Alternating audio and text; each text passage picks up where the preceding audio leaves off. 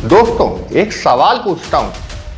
अगर मैं कहूं कि इस वक्त दुनिया का सबसे बड़ा हथियार न कोई मिसाइल है, न परमाणु बम, बल्कि वो एक पाइपलाइन है जो समुद्र के नीचे से गुजरती है, तो क्या आप यकीन करेंगे? दोस्तों, हार्मुज की वो सकरी जल संधि जो मुश्किल से 33 किलोमीटर चौड़ी है, उसे जब ईरान ने बंद किया तो एक झटके में पूरी दुनिया थर-थर कांप उठी। जापान का 90% तेल वहीं से जाता है। यूरोप की एनर्जी का बड़ा हिस्सा वहीं से जाता है और खाड़ी देशों की पूरी कमाई वो भी उसी रास्ते से। और जब ये रास्ता बंद हुआ तो अमेरिकी राष्ट्रपति ट्रंप को खुद प्रेस कॉन्फ्रेंस में कबूल करना पड़ा। ईरान ने बहुत स्मार्टली, बहुत चालाकी से यह खेल खेला। सोचिए जरा, जब अमेरिका का राष्ट्रपति खुद दुश्मन की तारीफ करने पर मजबूर हो जाए तो समझो कि असली खेल क्या है।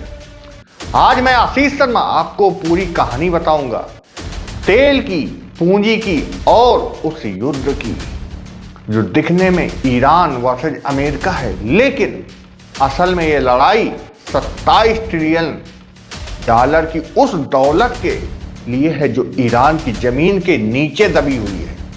बने रहिए, क्योंकि यह सच जानना आपके लिए बेहद जरूरी है। दोस्तों, पहले यह समझते हैं कि आखिर यह पूरा मामला शुरू कहां से हुआ। दुनिया की राजनीति हमेशा से दो चीजों पर चलती आई है, एनर्जी और पूंजी। जिस देश के पास ये दोनों हैं, उस देश को या तो जीत कर लूटो या उसकी सुरक्षा का ठेका लो और बदले में उसकी दौलत खींचते रहो। अमेरिका ने दशकों से यही किया है, लेकिन इस बार अमेरिका का यह पूरा फार्मूला उल्टा पड़ गया। ईरान के पास क्या है, जरा हिसाब लगाइए। ईरान के पास दुनिया का चौथा सबसे बड़ा तेल भंडार है। 208 बिलियन बैरल कच्चा तेल। प्राकृतिक गैस के मामले में 1200 TCF यानी ट्रिलियन क्यूबिक फीट, यह दुनिया में दूसरे नंबर का सबसे बड़ा भंडार है। सोना 300 मीट्रिक टन और उसके ऊपर लिथियम, कॉपर, आयरन, जिंक और रेयर अर्थ मिनरल्स, यह सब मिलाकर कितना होता है? 27 ट्रिलियन डॉलर से भी ज्यादा। भाइयों और बहनों, भारत की पूरी जीडीपी इस वक्त लगभग 3.5 ट्रिलियन डॉलर है।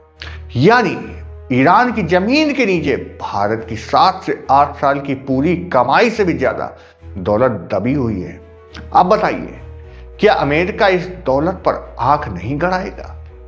रूसी विदेश मंत्री लावरोव ने सीधे कहा, अमेरिका बस एनर्जी सोर्स चाहिए। जैसे उसने लैटिन अमेरिका में किया, वैसे ही ईरान में करना चाहता है। यह युद्ध आतंकवाद के खिलाफ नहीं, यह युद्ध लोकतंत्र के लिए नहीं, यह युद्ध 27 ट्रिलियन डॉलर के लिए है और कुछ नहीं। लेकिन ईरान ने इस बार ऐसा दांव खेला जिसकी उम्मीद न CIA को थी, न मोसाद को थी, न पेंटागन को थी। पहला बड़ा मोड़, हार्मुज रोड। दोस्तों, हार्मुज रोड यानी समुद्री जहाज जो खाड़ी देशों से आवागमन करते हैं, वो फोकस का केंद्र है। भारत, पाकिस्तान आदि देशों को खाड़ी देशों से जो जोड़ता है हार्मुज रोड।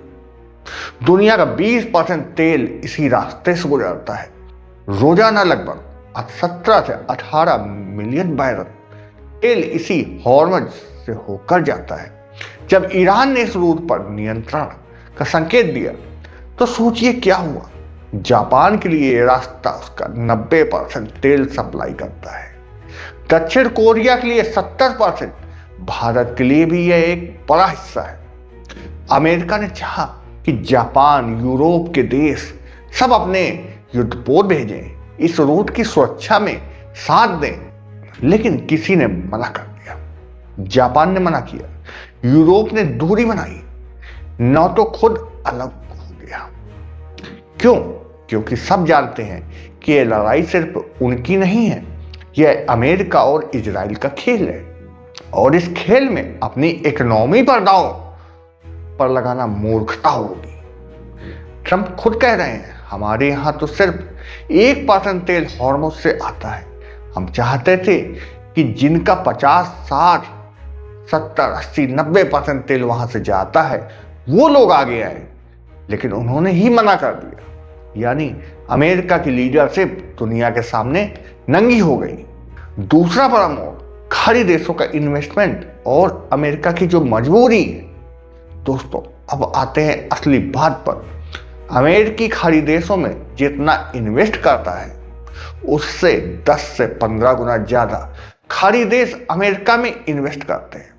मई 2025 में व्हाइट हाउस ने खुद एक पेपर जारी किया जिसमें लिखा था सऊदी अरब 600 बिलियन से 1 ट्रिलियन डॉलर तक अमेरिकी निवेश करेगा। UAE 1.4 trillion dollar, Qatar 1.2 trillion dollar, यानी सिर्फ 3 देशों से लगभग 3 ट्रिलियन डॉलर अमेरिका में आने वाले थे। यह पैसा कहां गया?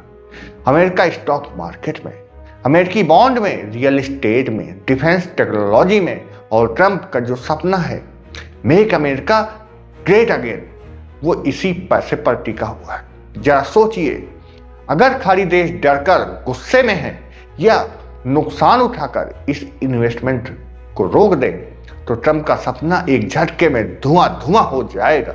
यानी ईरान का असली हथियार है मिसाइल नहीं, इकोनॉमी। ईरान जानता है खाड़ी देश तबाह होंगे तो दुनिया खुद तबाह होगी, और यही वो कैलकुलेशन है जो CIA, मोसाद, पेंटागन तीनों से मिस हो गया। तीसरा बड़ा मोड़, खाड़ी देशों की GDP और असली नुकसान। दोस्तों, अर्थशास्त्री अब खुलकर बोल रहे हैं, अगर यह युद्ध अप्रैल तक चला तो कतर और कुवैत की GDP 14% तक गिर सकती है, UAE की GDP 5% गिरेगी, सऊदी अरब की भी 3% गिरावट हो सकती है। और अभी तक सिर्फ तेल के नुकसान की बात करें तो 20 बिलियन डॉलर का नुकसान खाड़ी देश पहले से ही झेल चुके हैं। 1990 के बाद युद्ध के 1990 के इराक युद्ध से भी ज्यादा भयावह स्थिति बन रही है। दुबई का अंतर्राष्ट्रीय हवाई अड्डा बंद करना पड़ा, अबू धाबी में संकट है, बहरीन, कतर सब हिल गए हैं, और इन सब के बीच भारत का क्या? दोस्तों, खाड़ी देशों में 1 करोड़ भारतीय कामगार काम करते हैं। 1 करोड़। ये लोग हर साल अरबों रुपए भारत भेजते हैं। उनके परिवार इन्हीं पैसों पर जीते हैं। उनका रोजगार अगर खतरे में पड़ा तो भारत की अर्थव्यवस्था पर सीधे मार पड़ेगी, और साथ में ही तेल महंगा होगा, पेट्रोल डीजल महंगा होगा, ट्रांसपोर्ट महंगा होगा, और आपकी थाली में जो रोटी है वो भी महंगी होगी।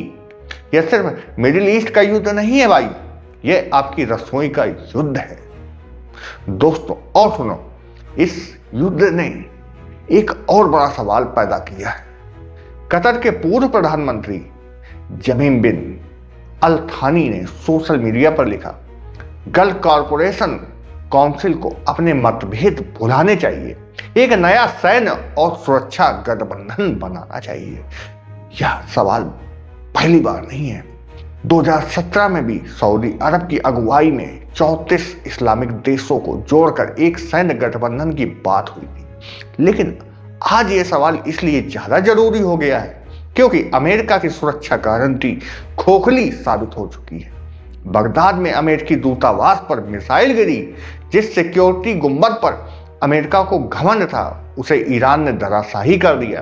पेंटागन ने पहले ही अपने लोगों को सचेत कर दिया था, दूतावास खाली करो, और ठीक 6 घंटे बाद मिसाइल गिर गई। अब खाड़ी देश सोच रहे हैं, जो अपने दूतावास की सुरक्षा नहीं कर सकता वो हमारे देश की रक्षा क्या करेगा। और इसलिए पहली बार गंभीरता से यह सवाल उठ रहा है कि तुर्की और पाकिस्तान को साथ लेकर एक इस्लामिक नेटो बनाया जाए। तुर्की की सैन्य ताकत, पाकिस्तान की परमाणु शक्ति, खाड़ी देशों की अकूत दौलत, अगर ये गठबंधन बना तो दुनिया का नक्शा बदल जाएगा। लेकिन मुश्किल यह है कि खाड़ी देशों के पास एकजुटता नहीं है। यमन को लेकर सऊदी और यूएई तनाव है। कतर और यूएई में पुरानी दुश्मनी है। यूपीईसी में तेल उत्पादन को लेकर सऊदी और यूएई टकराते हैं। यानी इस्लामिक नाटो का सपना अभी सपना ही है, लेकिन यह सपना पहली बार इतने जोर से देखा जा रहा है। दोस्तों, एक बात जो मेन स्ट्रीम मीडिया नहीं बताएगी, ईरान के मिसाइल इतने सटीक कैसे थे? अमेरिकी दूतावास की सटीक लोकेशन, अमेरिकी युद्धपोतों की पोजीशन ईरान को कैसे पता चली? जवाब है सैटेलाइट इंटेलिजेंस। रूस और चीन के सैटेलाइट से जो जानकारी मिली वो ईरान को पास ऑन की गई। इसकी चर्चा खुलकर सामने आई है। यानी यह सिर्फ ईरान वर्सेस अमेरिका नहीं है, ये रूस प्लस ईरान बनाम अमेरिका, चाइना बनाम अमेरिका, इजराइल का नया वैश्विक युद्ध है। और इस युद्ध में नाटो अलग हो गया है। जापान ने मना किया है, यूरोप ने दूरी बनाई है, अमेरिका पहली बार अकेले पड़ा है।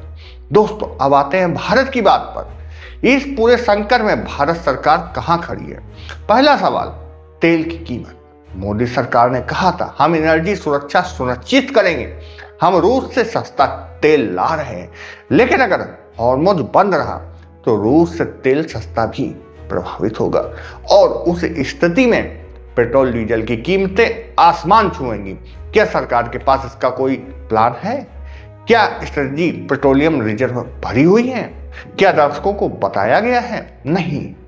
दूसरा सवाल, दोस्तों, खाड़ी देशों में 1 करोड़ भारतीय कामगार हैं। अगर वहां की जीडीपी गिरी, नौकरियां गई, तो ये लोग वापस आएंगे, और वापस आएंगे तो कहां जाएंगे? एक ऐसे देश में जहां पहले से ही बेरोजगारी दर 8 से 9% के आसपास है। क्या सरकार इन कामगारों की सुरक्षा के लिए कोई इमरजेंसी प्रोटोकॉल बनाएगा, कोई इक्विजेशन प्लान बनाएगा? अभी तक सार्वजनिक रूप से कुछ नहीं बताया गया। तीसरा सवाल, भारत की विदेश नीति। भारत इस वक्त एक अजीब स्थिति में है।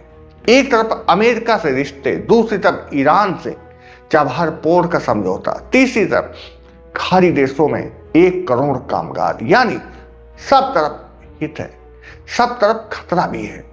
इस नाजुक कूटनीतिक मोड़ पर भारत की फॉरेन पॉलिसी क्या है? रणनीतिक चुप्पी और कुछ नहीं। हम देश से प्यार करते हैं, इसलिए सवाल पूछते हैं, क्योंकि जब ये आग फैलेगी तो हमारे घर भी जलेंगे। दुनिया की मिसाइलों से नहीं, पाइपलाइनों से जीत जाती है, और जिसने पाइपलाइन रोकी उसने दुनिया रोक दी। ट्रंप को खुद कहना पड़ा, ईरान ने बहुत स्मार्टली खेला। जब दुश्मन की तारीफ करनी पड़े तो समझो हार शुरू हो चुकी है।